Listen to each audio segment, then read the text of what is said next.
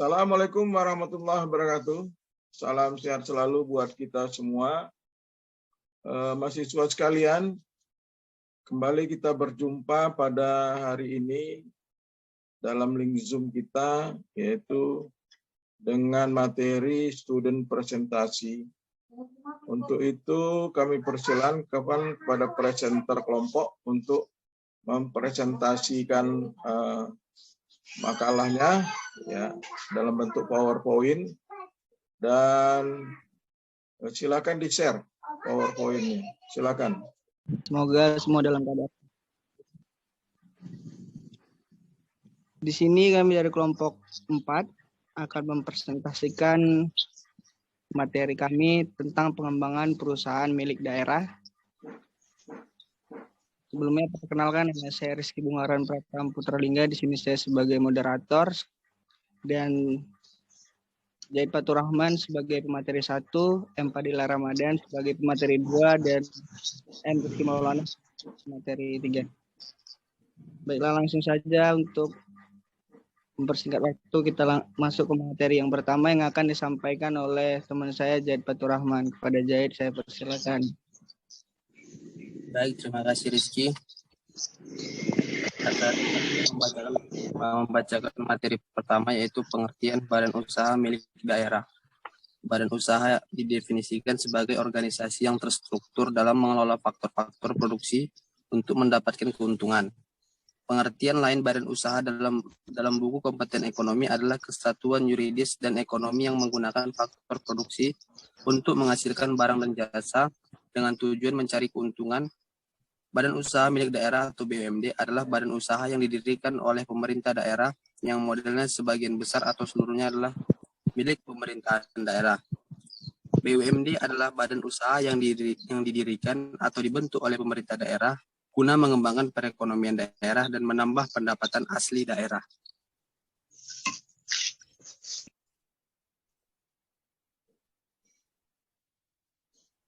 Kak, lanjut Kak.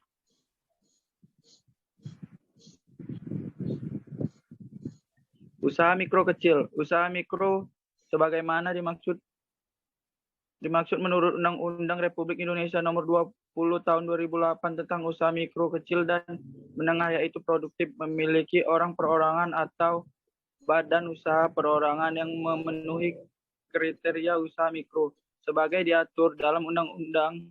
Adapun kriteria usaha mikro sebagai Undang-Undang Republik Indonesia Nomor 20 Tahun 2008 tentang usaha mikro kecil dan menengah.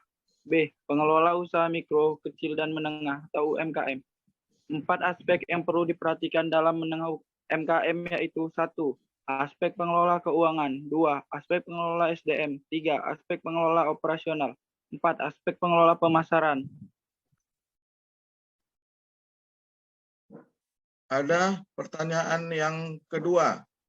Tadi Nur Rahman bertanya bagaimana mendapat fasilitas dari pemerintah, khususnya UMKM ya. Agar dicatat tadi kelompoknya Rifda CS ya atau Hajri ya. Ada yang bertanya lagi? Saya batasi, saya 3 orang ya. Oke lah, kalau nggak ada, siapa yang menjawab ini? Hajri lagi atau Rifda atau siapa?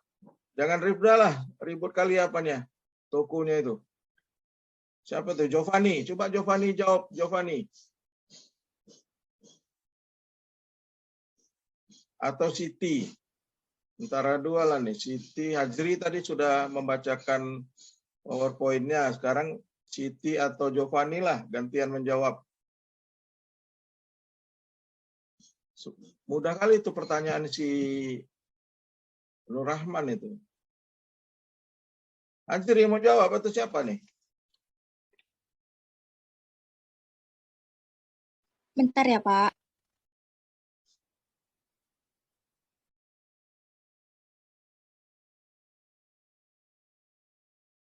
Nggak perlu buka internet, main logika aja. Nggak perlu membuka buku, main logika aja menjawabnya. Ya Pak, baik saya akan menjawab pertanyaan dari Bang Nur Rahman. Tadi pertanyaannya bagaimana cara UMKM mendapatkan fasilitas dari pemerintah gitu ya Bang? Ya, kira-kira gitu. Ya, Kak. Di sini pemerintah Indonesia itu membuat program bantuan dan subsidi untuk warga di masa pandemi kan, COVID ini. Terus yang diberikan dari mulai Agustus sampai Desember, setahu saya sampai tahun 2020. Terus itu untuk syaratnya agar mendapat subsidi itu warga negara Indonesia. Terus pelaku usaha mikro, bukan anggota TNI atau Polri, bukan pegawai BUMN atau BUMD. Menurut saya gitu sih Bang. Gimana Nur Rahman? Gimana? Cocok kamu merasa? Kan Pak biasanya ada persyaratan tertentunya tuh Pak. Yang mana Bang? Iya, Syaratnya? syarat. Iya, biasanya ada syarat tertentu apa gitu. Bisa kira-kira menjawab? Syaratnya, misalnya warga negara Indonesia, pelaku usaha mikro, anggota TNI, bukan anggota TNI. A. Perusahaan perdagangan. Perusahaan dagang adalah perusahaan yang kegiatan utamanya membeli, menyimpan, dan menjual kembali barang tanpa memberikan nilai tambah atau mengubah bentuk. Dalam menjalankan proses usahanya, perusahaan dagang mengenal siklus operasi. Siklus operasi dalam perusahaan dagang utamanya ada 4, yaitu pembelian, penjualan, arus kas, dan persediaan barang atau stok. Dalam semua siklus operasi yang terjadi, ada baiknya kita perhatikan 5 hal penting dalam pengelolaannya. Yang termasuk dalam penggolongan perusahaan dagang ini antara lain adalah distributor, agen tunggal, pengecer, toko swalayan, toko serba ada atau toserba, pusat barang-barang grosir. Assalamualaikum warahmatullahi wabarakatuh. Di sini saya akan mempresentasikan hasil kerja kelompok kami dengan judul Sasaran Pengembangan Perusahaan Asuransi. Anggota kelompok Dinda Puspita, Vika Antika, Kiki Agustriana, dan saya sendiri Nur Rahman. Pendahuluan, strategi pemasaran produk asuransi merupakan suatu bentuk aktivitas penjualan yang saat ini masih banyak diminati masyarakat. Arti sebenarnya dari asuransi dalam perlindungan nilai ekonomi, seseorang atau kumpulan. Arti lain dari asuransi bisa diartikan penggantian sebagian bahkan keseluruhan akibat adanya suatu kerugian baik itu jiwa atau material yang dialami oleh individu atau kelompok atau kumpulan. Perusahaan dan Hai Pak, Ya, Devi, silakan Devi.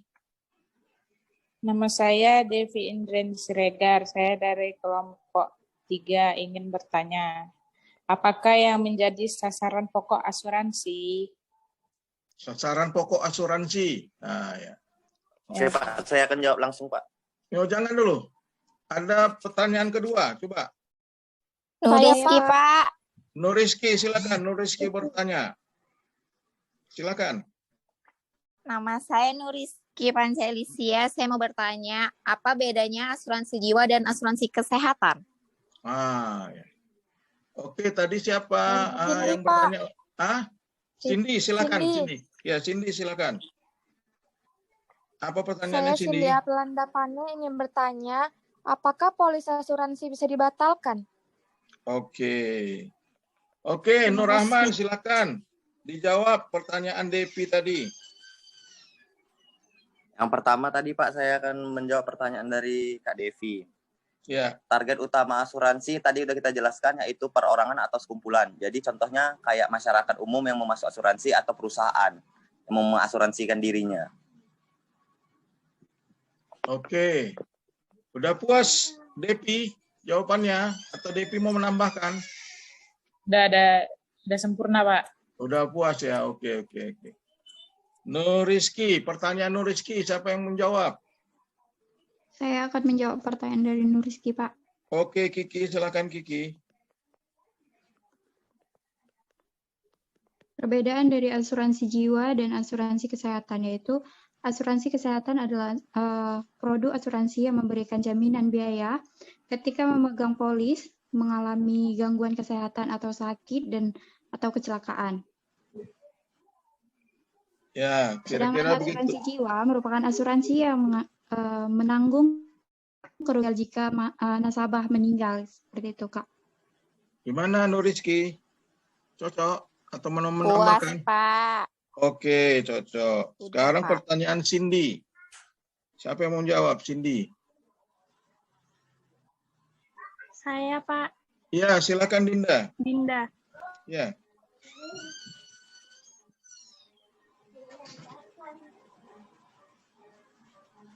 Ya, Dinda silakan. Pertanyaannya, apakah polis asuransi bisa dibatalkan, kan, Kak Ya. Cindy?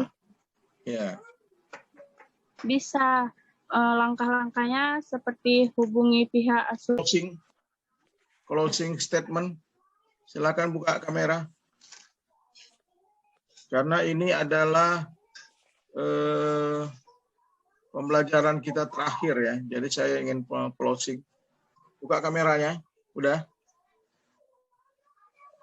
Baik. Baik mahasiswa sekalian, terima kasih atas presentasi kalian ya. Hari ini langsung 4 kelompok, seharusnya minggu lalu ya Pak, hari Senin lalu ya. Tapi kita maksimalkan pada hari ini semua selesai. Pertama saya ingin apresiasi pada kalian, walaupun banyak kekurangan di sana sini ya. Saya harapkan materi training and development atau pelatihan pengembangan yang saya sampaikan ini langsung bisa Anda pahami ya. Dan bisa Anda ceritakan ke orang lain, andai kata ada yang bertanya ya. Jadi S1 itu kan selalu saya bilang tahu dan paham. Nah, itu intinya, tahu dan paham. Untuk itu saya ucapkan terima kasih. Kemudian yang kedua, ini adalah pertemuan kita terakhir ya. Pertemuan kita terakhir karena 2-3 minggu lagi kita akan UAS ya. Jadi Anda bisa libur ya, libur dari saya ya, tapi bukan dari dosen lain ya. Libur dari saya.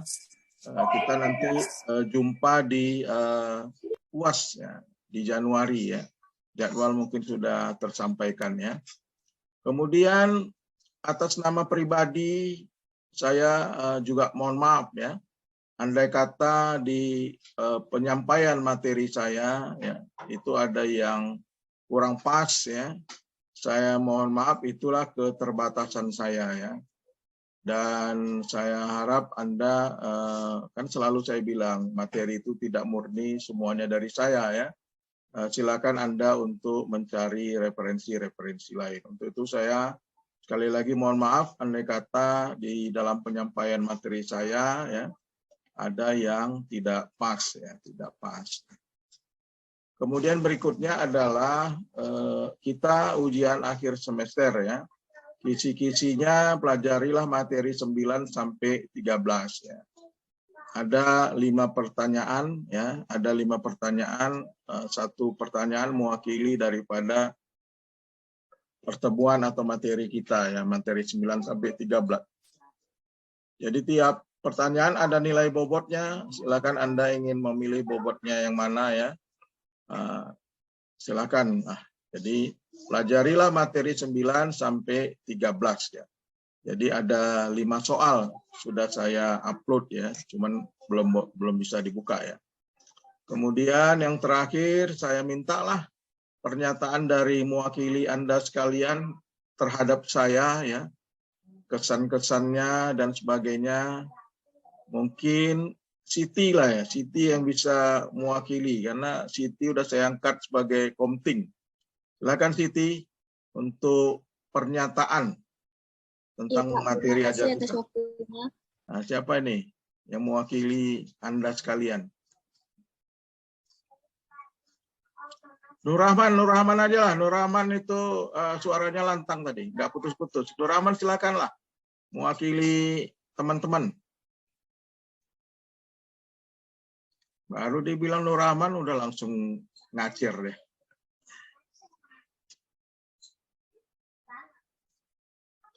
Siapa yang mewakili? Nggak ada?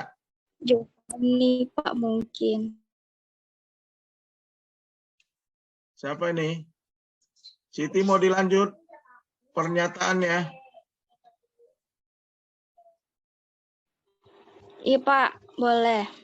Ya lanjutlah. Ya Pak, saya dan teman-teman mau berterima kasih kepada Bapak karena minggu kemarin udah ini kesalahan kami kan. Mohon maaf ya Pak kalau diundur presentasinya. Ya, udah saya maafkan. Dan terima kasih selama. Terima kasih banyak Pak untuk pelajarannya selama ini kan, selama semester ini. Jangan bosan-bosan ya Pak ngajar kelas kami. Mana kalian udah semester 7, kapan kita jumpa lagi? Paling saya mau ketemu dengan si Siti, karena dia sudah ngajukan proposal kan. Kebetulan saya pembimbingnya. Dengan si Siti lah saya akan jumpa. Dengan yang lain nggak akan jumpa, belum jumpa. Belum ada ngajukan Ya, Pak. proposal. Saya Oke, udah semester 7, silakan konsentrasi di proposal. Ya. Konsentrasi di skripsi, biar cepat lulus ya. Baiklah, kita sudahi saja pembelajaran kita hari ini dengan ucapan semoga Anda menjadi sarjana ekonomi. Amin, amin ya Rabbal Alamin. Semoga Anda tetap sehat selalu, semangat ya, semangat dalam mengejar cita-cita ya. Mudah-mudahan kita kalau ada semester 8, kalau Anda ikut semester 8, entah mata kuliah apa tuh nggak ada ya. Paling KKN atau skripsi itu ya. Terima kasih. Oke, saya sudahi dengan ucapan Alhamdulillahirabbil alamin. Wassalamualaikum warahmatullahi wabarakatuh. Sehat selalu buat kita semua. Ya Pak, makasih ya Pak. Waalaikumsalam.